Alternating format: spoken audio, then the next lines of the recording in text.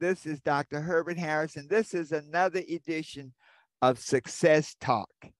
And today I have my good friend, a young man who has done incredible things. He'll tell you more about it, but done incredible things. He started out at where he was in life, but he has risen to incredible heights, lives in a fabulous house. I'm going to call it a mansion, and is doing fantastic things. So welcome, Joe. Man, I'm so glad to be here, to be a part of your success, a part of being able to just tell people what an amazing job and amazing person you are.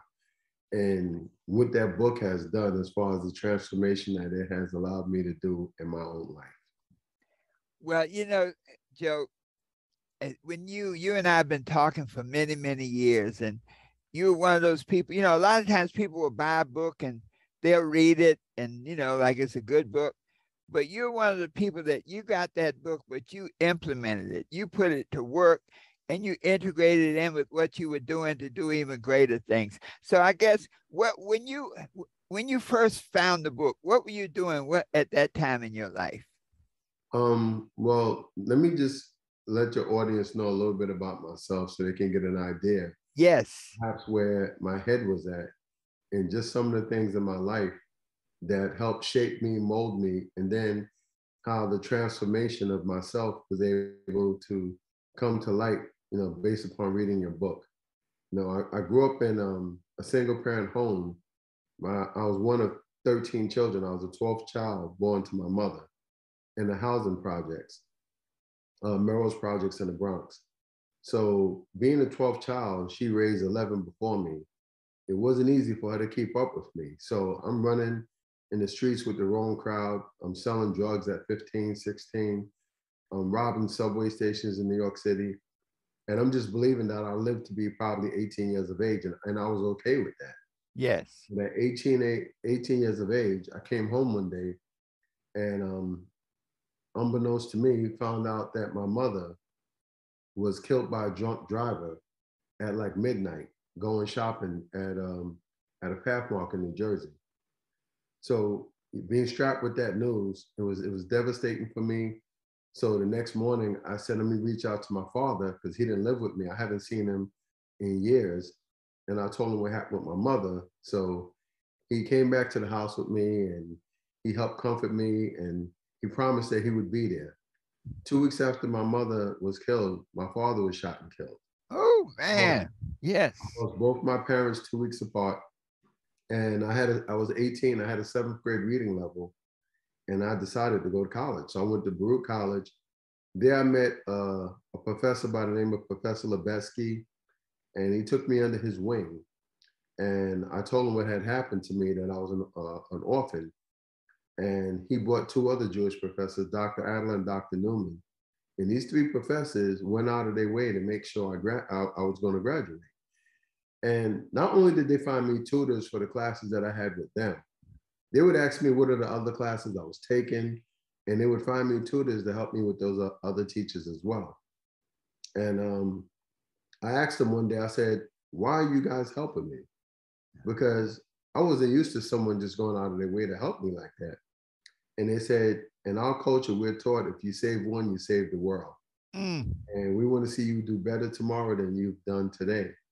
And I stayed out of trouble because I didn't want to feel as though I was letting these professors down. Wow. So I graduated from Baruch. I won the highest award for speaking Hebrew and Yiddish. I had like 60 credits in Jewish studies. A year later, after I graduated, I went to Fordham University where I completed my master's. My second year in Fordham, three of my sisters died in 1 year. One of them had breast cancer. The first one that died had breast cancer. 3 months later, another sister that was shooting drugs contracted spinal meningitis. She died. And 6 months after her death, another sister that was 30 years old was smoking crack cocaine and had a heart attack, and she died on her friend's living room floor. And like 6 years after that, two more of my sisters died. One had lupus, one had congestive heart failure. They died over the summer. Then I buried sister number six. She died from breast cancer as well. So right after I lost those family members is around the time I met you, and I was still trying to figure out my way through life. And I'm a believer in God. Always a Christian. I think that's what anchored me in moving forward. But it wasn't until I really got my hands on your book that I understood that there was a purpose for my life. Mm. And I tell people there are two books that everyone should read in life. I said the first one is the Bible. The second one is the 12 Universal Laws of Success. The book is so brilliantly written that it was a roadmap to my life. Mm. And some of the things that you have said in there, when I go out to do motivational speaking at schools, like I use the things that you gave. And I mean, it applies to everyday life. Like one of the things that stick out to my mind on a regular basis is you said that there are players, there are watchers, there are wanderers, and there are wanderers. And the way you broke it down so eloquently, you said that the players are the ones that's on the field. Mm-hmm. So I thought about a LeBron James, I thought about a Michael Jordan, I thought about Kobe Bryant. Like these were players. Yes. Then they're on the field and they're making all the money and they enjoy what they're doing. Yes. So then they are watchers. Uh-huh. So at a football stadium, there are 80,000 people Uh-huh. watching probably 200 people on the field, Mm-hmm. right? But some of the watchers at times are also players, as you so eloquently stated, but in a different game. Yes. Most of the watchers are not players. Mm-hmm. You said then there is the wanderer. The wanderer is outside the stadium. Mm-hmm. He hears the roar, and Uh-huh. he's wondering What? what took place. Uh-huh. He doesn't know what took place, but he's wondering what took place. Uh-huh. And the last one was the funniest one. He said you have the wanderer. He said the wanderer is on the dirt road trying to figure out where the stadium's at and have no idea. Yes. And it just made me think about life itself. It Uh-huh. made me think about the people that are out there that have no clue where they're at in life and where they need to go. Yes. Right? Yes. And they see people that are successful and they're wondering how they got there. Yes. Yes. So no one wants to be a wanderer, no one wants to be a wanderer. Yes. Right? And you really want to be a player. So it's what game can you get in? How do you move forward as being a player and get other people to come and watch you? And Wow. I thought about like your book helps people understand, to me, metamorphosis. Mm. And when I say that, it's when people see a caterpillar, Mm-hmm. it's crawling on the dirt, it's eating whatever's on the ground, right? And it's unattractive. Most people that see a caterpillar, especially a kid, he's quick to just kill it because it's unattractive. Yes. But at some point, that caterpillar will spew a substance out of his own mouth that will formulate a cocoon. And that cocoon is where metamorphosis takes place. Wow. So it goes from a creature crawling on the ground to one that is beautiful and is now airborne. And I honestly believe that that's what your book does for those people out there that may not understand who they are, they may have lost their way. It gives them an opportunity for metamorphosis to get in touch with who and what they were created for, find a purpose in life, and you're handing them the tools in order to do that. I think every kid in every school and every college should have to read this book. Yes. Wow. I think if it takes root in their spirit, mind, and soul, that they themselves will see a metamorphosis. Wow. You know, Joe, when you leaned in, I could hear you even better. Lean in a little bit on the camera. Yeah, yeah, yeah. Wow. Yeah, that's beautiful. Yeah. Well, you know, let me just say, man, what an incredible story. And in spite of that, I keep thinking, I think it's Maya Angelou. In spite of all that, still you rose. Oh yeah, I had to. You know, where I'm at right now, I tell my children, I said, I'm not supposed to be where I'm at. I said, but I realized it was up to me. I have two kids that went to Temple University, one son that went to Morehouse, one daughter that went to Spelman, and one son was accepted to over 150 colleges. and every Ivy League school accepted him, including Stanford, Duke, West Point, and he chose the University of Pennsylvania. He graduated from that school. And I said to myself, you know, you grew up in the South Bronx in this family of 13. You had a seventh grade education. You thought you'd live to be 18. But now you have letters from Harvard, Yale, Princeton, Dartmouth recruiting your son. So it was a testimony to me that the transformation that I did with my life, that the next generation benefited from it. Wow. And that's why it's so important for people to find their way in life, because either your children are going to reap the benefits or suffer the consequences from the choices that you make. Now you just dropped the bomb there. Based on the parents and how they nurture them, how they surround them with love, based on, and even based on the people around them, the people who took you under their wing. They may not be parents, but there may be other people, but to be surrounded with love, to be surrounded with people who care about you, but particularly parents. When you, as a parent, to see that mission, that you can either uplift them, you can either give them, you always give them a knife, but you can give them one instruction to carve a masterpiece, or instruction to hurt somebody. Wow. Yeah, I'd rather them carve a masterpiece. Yes. Yes. I'm gonna tell you, you know, my son just had a baby, and my grandson is 2 years old. We have him in a Montessori school right now. Yes. See, that was unheard of in my family. Like, we didn't even know what that was. Yes. And, you know, the information that I was given by those Jewish professors is the reason why my son ended up in the Ivy League school, because they think about the future. Yes. So everyone told me, hey man, you should let him go to, there's two big football schools in New Jersey. One is Don Bosco and one is St. Joe's. And they were telling me, you should let this kid go to Don Bosco or St. Joe's. But there was another school that offered him called the Hackley School in Terrytown. The school gave him almost $200,000 for 4 years of high school. Wow. And I told my son, I said, we have to make decisions for the future, not for right now. Yes. Everyone said, yeah, the NFL or NFL. But those Jewish professors made me understand the importance of education. Wow. So I said, we need to make a decision that if you turn 35 years old, that the right decision was made when you were 18. Yes. So I told them, you have a 3% chance of getting in the NFL. And the average time in the NFL is 3 years. I said, we're not going to do that. I told him to pick, you know, he should pick one of the Ivy League schools, or Stanford, Duke, or West Point. He picked the Ivy League school. While he was in high school, he went to do the long jump. He tore his ACL, PCL, LCL, and meniscus. Wow. Had he been at a regular football school, they would have took the scholarship back. It would have been over. Because he was at an Ivy League school, they said one thing, go to class. Go to class. Go to class. They make sure you could graduate. And the thing is, the Ivy League schools don't care how good you are. The endowment of most Ivy League schools are greater than any football team, probably all the teams together. Harvard's endowment is like $55 billion. And that's how UPenn's endowment is like $30 billion.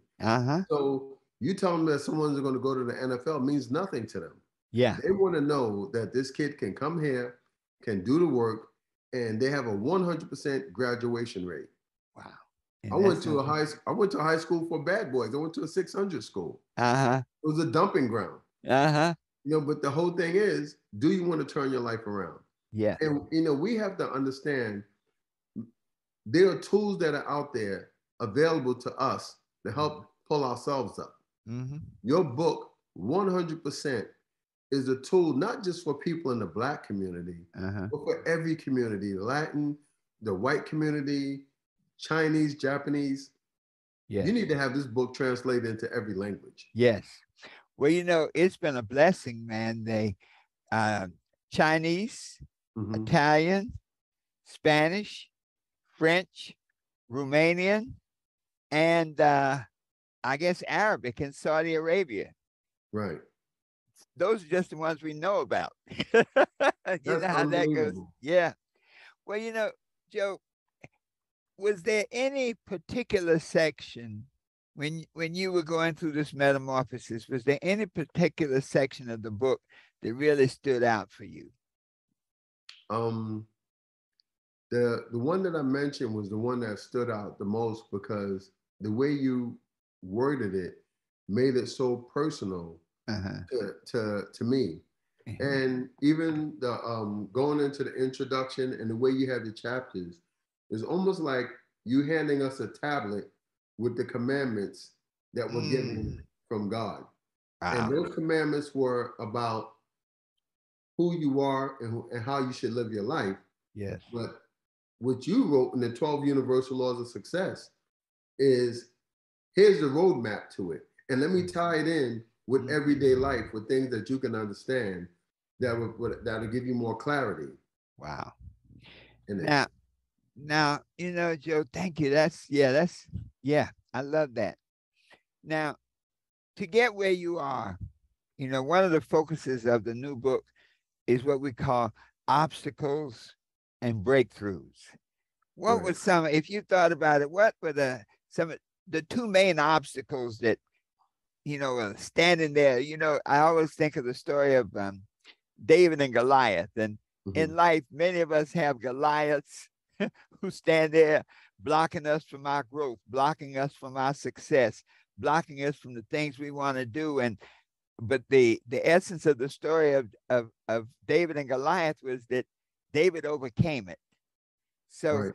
was there a particular obstacle as you in your growth process that stopped you and really tried to hold you back, and how did you overcome it? Well, three of the obstacles that I can look at. Mm-hmm. The first obstacle I would tell you was I was not educated. Mm. It is so important to be able to read, to be able to write, to be able to speak, because if you're not educated, people will definitely take advantage of you Mm. because of your ignorance. Mm. The second obstacle that I had to look at is my surroundings. Mm. If you plant a seed in soil Mm. that cannot produce or reproduce or that is infected or damaged, whatever you plant there, no matter how great it is not going to be able to grow in that soil. Mm. So one of the things that was of importance to me was to relocate my children out of an impoverished area because everyone they saw was in poverty. Mm-hmm. And if you have a poor mind and you have a poor education from poor books, from poor teachers, and you're living in a poor neighborhood, you're going to get a poor education that's going to lead you right back into a poor neighborhood. Yeah. I had to ride in elevators with the smell of urine in the elevators on the steps. My children don't know nothing about this. Mm. They grew up in homes. Yeah. The home that I live in now is a $6 million house, right? Like things like that don't happen. You don't come from the housing project and the next generation is living in a 13,000 square foot home. The elevator in my home right now, and it's a blessing from God, but Uh-huh. the elevator in my home states no more than 15 passengers at a time. Mm-hmm. The house is only 4 floors. Right. I lived on a 12th floor of a 14-story housing project, and that elevator was only able to carry 10 people at a time. Wow. But God is just showing the blessings and how you're just being blessed, and how He just put you in a situation that people say is unheard of. Like Yeah. I wasn't supposed to happen. This Mm-hmm. was not supposed to be the story. I don't go to a 600 school for bad boys, and then my son end up going to one of the most prestigious prep schools, Yeah. in the United States. Like that doesn't happen. I don't go to Baruch College and my son get accepted to every Ivy League school, Mm-hmm. right? It's like that doesn't happen. So I had to do the things that I needed to do to prepare myself to get into a position where greatness can come into my life. Wow. So who you surround yourself with is very, very important. My Mm-hmm. Rolodex now is filled with doctors, attorneys, businessmen. At one time, when I was younger, I had all the bad boys in my home. The Yes. people that you can Yeah. get in trouble with. Yeah. Yeah. And I think the last obstacle was myself.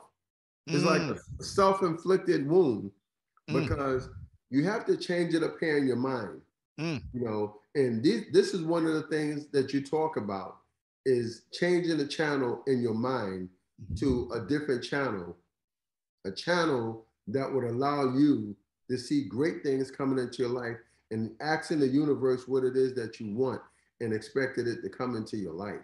Wow. Many people don't do that. Yes. Yes. They talk about all the problems that they have and how bad things are, and they continue to get more of how bad things are.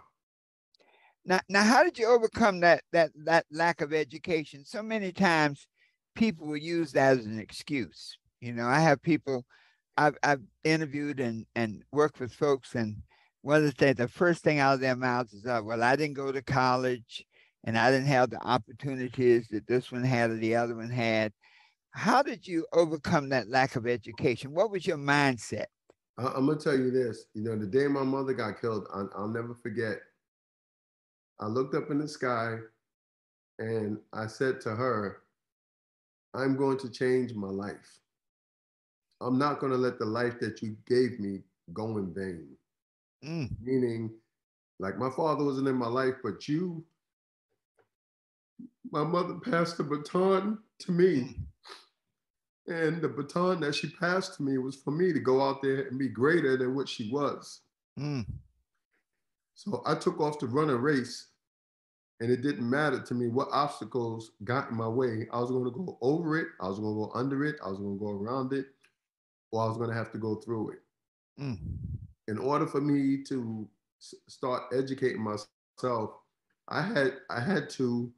Um, this teacher told me to buy the New York Times every day and look up words that I didn't know and look them up in the dictionary and understand the definition of them. And I had to start reading more, and I just had to think that I could do better with myself. And my biggest breakthrough is when I was at Baruch and they gave me a math called business applications. And I was sitting in the class and I never had algebra in high school. Like I said, I went to a 600 school for bad boys. So I was uneducated in math. The math that I was given in high school was they gave me a cash register uh-huh, and I had to practice adding up things in the cash register. That was the math. I mm, had no idea when you go to college that you have to take statistics, calculus, algebra, geometry. I had no idea that this math even exists. So they gave me math for business applications, and they were teaching me things like if you have a deck of cards and there are 52 cards in the deck, what is the probability of picking a card that's a heart, which means there are 13 in the deck, mhm, so it's 13 out of 52. right. What is the probability of picking a red card? It's 26 out of 52. What is the probability of picking an ace? 4 out of 52. Picking a ace that's black, that's 2 out of 52. Wow. So I started understanding things like that. And the thing that was so amazing to me is that I graduated from Baruch with a bachelor's in business administration, majoring in computer systems. Wow. I said to myself, how in the world could you have been in the South Bronx in a housing project, couldn't read, couldn't write, didn't understand math, but yet God had blessed me with a brain that was able to do logic and problem solving. Mhm. And it Well, wasn't until I got into school mhm, that I discovered that. wow. Well, you know, the world mind said that a young man from your background's not supposed to go anywhere. From a 600 school, you're supposed to go back, and you're probably in the fast lane to prison. Okay. Right. But God had another plan. You know, as I was listening to your story and just how improbable it may seem, God never creates junk. Everything God creates is for a purpose. Now, when He plants that seed here, the world may be full of weeds and distract that seed and try to choke that seed. But God put that seed there for a purpose. And I love that, you know, when we talk about the scripture, seek and you will find, ask and it shall be answered, knock and it shall be open. That's the thing that's under your control. All the things going around you, you had the things under your control where you could say, I'm going to seek this. I'm going to put in the time. I can imagine being in the business mathematics course in business school and not having that foundation. Anytime you don't have the foundation, then that means you got to do double work, Oh yeah. triple work, because you got to fill in all the blanks. All the kids that come there, they've had calculus and But that was the breakthrough. yes, What yes. made me realize that I went to a very bad school is when I was at Baruch, everyone was saying what high school I went to. Hmm. So when I told them the high school I went to, I thought they would just know it was a 600 school. The Yeah. school was so bad, no one in my class knew about the school. So they thought I went to a private school, but it was one of the worst schools. Yes. And what happened is that day I came home and they was giving us a math test. And I remember I was trying to figure it out and I was by myself and I Uh-huh. was trying to figure it out and I couldn't understand it. And I went and looked at a picture of my mother and I looked at the picture and it looked like her eyes told me, I have faith in you. I believe in you. You can do it. And Herbert, I Mm, went back into that kitchen. I sat at that table mhm, and I opened up that math book to the dedication. And I mm, just started reading the math book from the beginning. mm. And then I would go to the back of it. I would do the how-to problems and everything just started coming to me. I'll never forget the next day I went, I took the test and I got a 92 on it. That made me understand what was inside of me, that I had within me the ability to achieve greatness. See, if someone tutored me, I would have given the credit to the tutor, right? Mhm. If someone would have slipped me the test, I would have given credit to someone gave me the test, but I was by myself. I was all Mm, alone. mm. And Wow. then I realized at that point, at your lowest moment, God will show up. Mm. He would show up in a big way and he would turn that situation around 100%. Well, I'm telling you, this is incredible.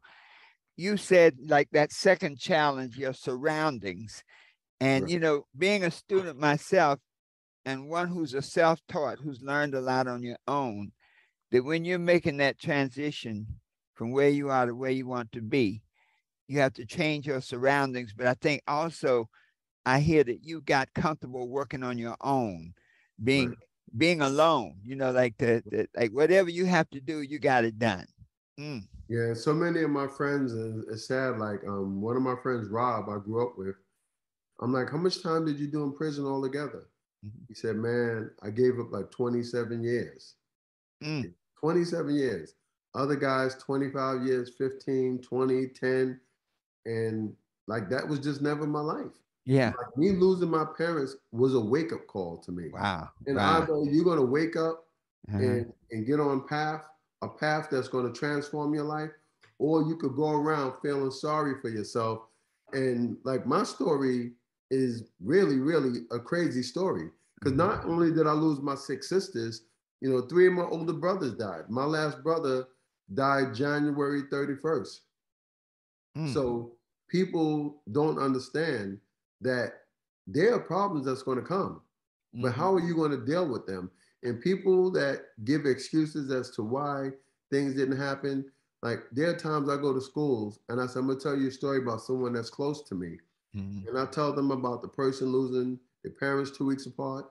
I Uh-huh. tell them about three sisters dying in 1 year, the other three sisters dying later, about, losing their brothers. And I said, this person was selling drugs and robbing subway stations at 15 and 16. I said, what do you think that person is doing right now based Uh-huh. upon what I told you? Right? And they said, probably in jail, probably dead. I said, Mhm. no, he's Mhm. standing in front of you, Wow. talking to you about life. Yes. Well, with a story like that, Joe, I saw that picture with you and Oprah, Oh, yes. and that I met seemed to her be three the yes, times. I met yes. Oprah 3 times. Uh-huh. Now, did you That get was a really chance? crazy too. I actually handed her, because I'm writing a book based upon reading your book. I started writing a book, and that's why I told you, I'm like, hey man, I had to do several references from your book, Uh-huh. and I mentioned the name of your book because the whole thing is the book is a blessing, and it belongs to the world. Hmm. The world should know your book. Oprah should be holding your book up. If she wants to really transform people's lives, and I know that she do, Uh-huh. because I'm gonna tell you, meeting this woman. Mhm. 3 times. I just said, what is the probability of that? You know, the first time I met her was November 20th, 1997.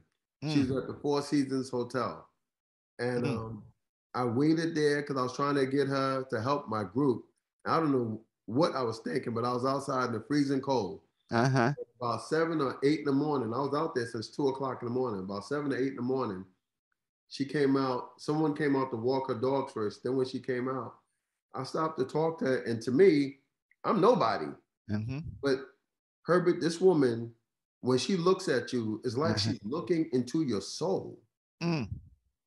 I've met so many people in my life. I mean, when I say I met so many people, because I was in the music industry. So from Emilio Estefan Uh-huh. to Biggie to Tupac to P. Diddy to Jay-Z to Dr. Dre to Jennifer Lopez, like you, Bill Cosby, like I've met all of these people. Uh-huh.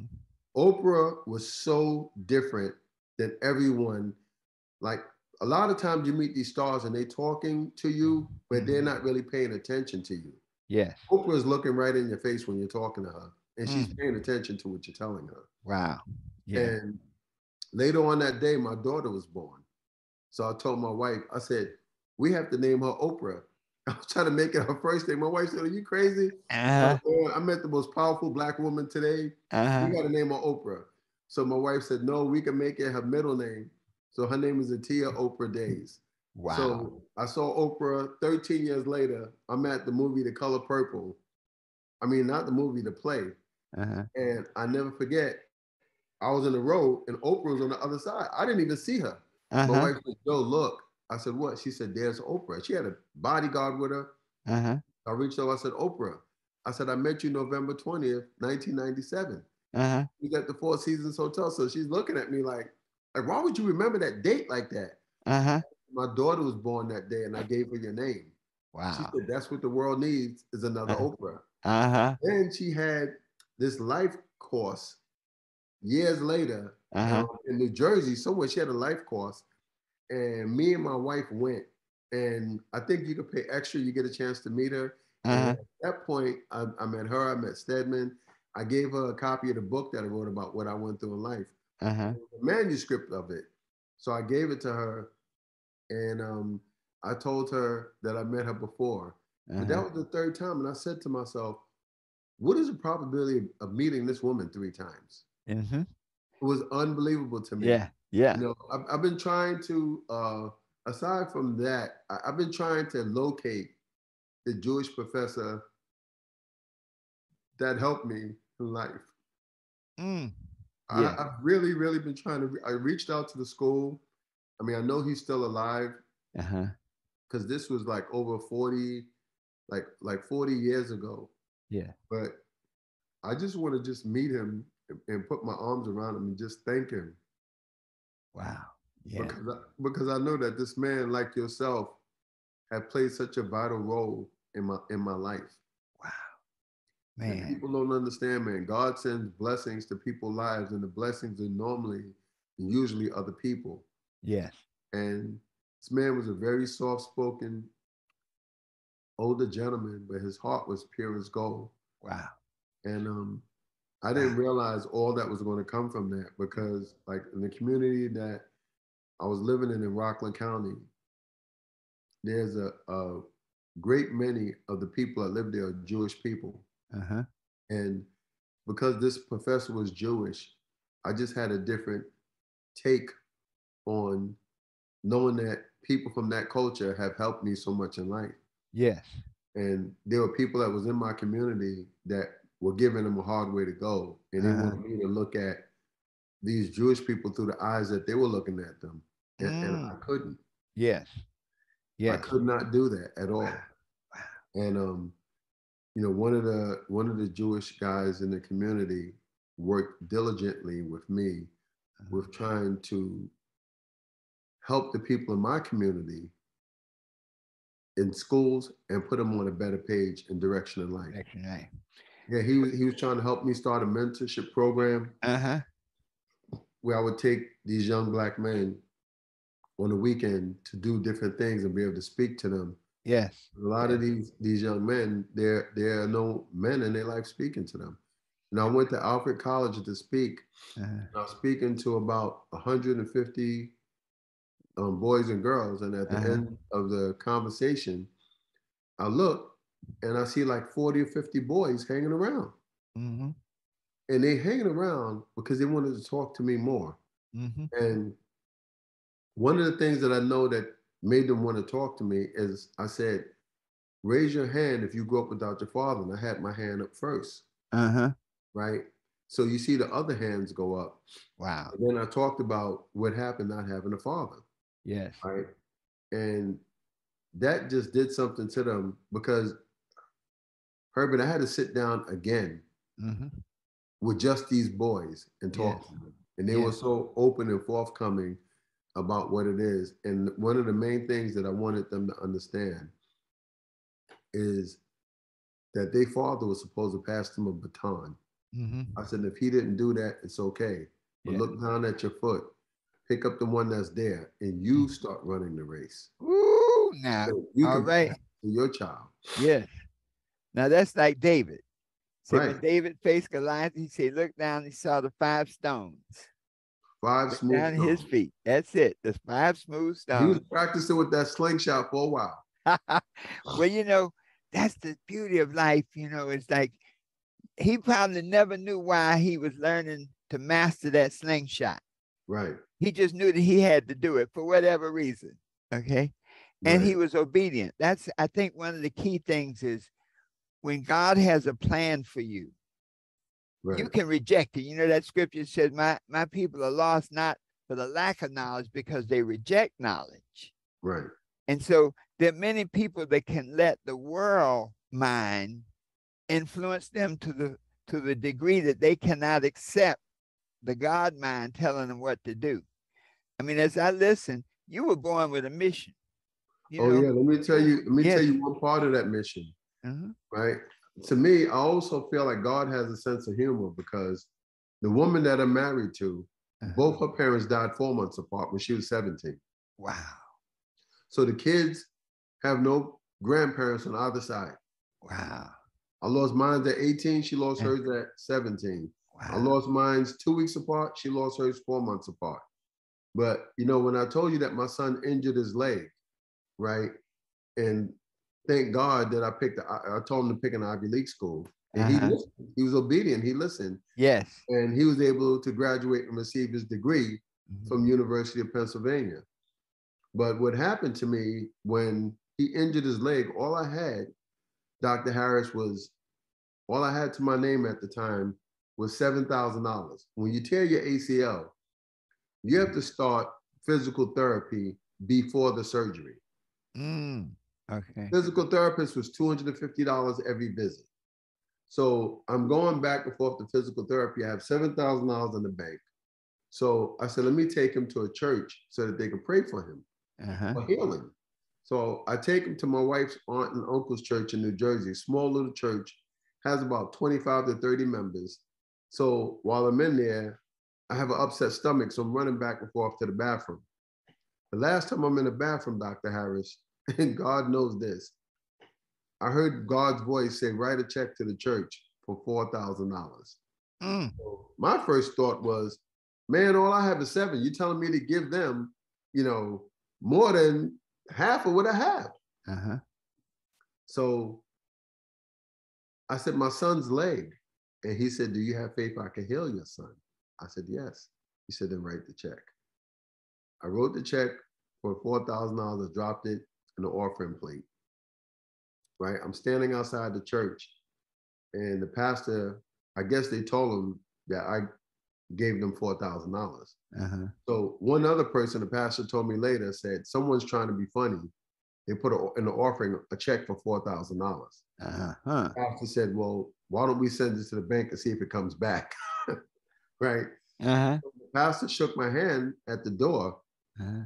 He said, "We really needed that." And I said, "No problem, Pastor. Maybe next time God will bless me that I'll be able to write you a check for 10,000." Wow.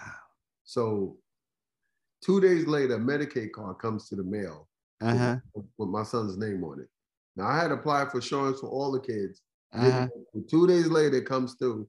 I Uh-huh. take him to the hospital. They give him 16 appointments. Wow. 16 times $250 is 4,000. Mm. So I needed your money over here, but I took Uh-huh. care of what you needed, right? Wow. About 3 weeks later, I came back and I handed the pastor a check for $10,000. Guess what I Mm. told him? I Uh-huh. said, God told me to pay off the mortgage on your church. He said, how? I said, I have no idea, right? Within 6 months of that, the mortgage was $220,000 and I paid it off. Mm. And this is what the church gave me. Let me show you.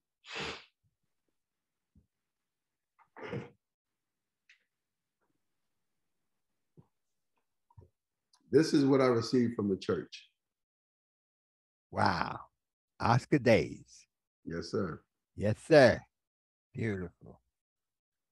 That's from paying off the church. Yeah, at the church. So when that happened, I took my son to see one of the top doctors at the hospital special surgery. Yes. And God gave me a lesson there too. And the lesson was, don't rely upon man, rely upon me. And Because when I went to the top doctor told me, he said, your son will never be on the football field again. His injury is as if he was in a motorcycle accident. Mm. Right? I started crying. My son was crying. Then I came home and my son did something so amazing. He came home because when you play football, they give you the equipment list for you to Yes. fill out. He came home and filled out the equipment list, which Mm. means he was believing in something higher That he was going than to what play. that doctor told me. Wow. This is my screensaver. Wow, that's your son. 23, that's Michael Jordan's number. He was back on the football field. Well, Joe, let me tell you, man, this is the most, and we got to do part 2 because I have a 8 o'clock class. Absolutely. You got to call me back. We got going so good, but I want to just close with this, man. You have been more than anything an example.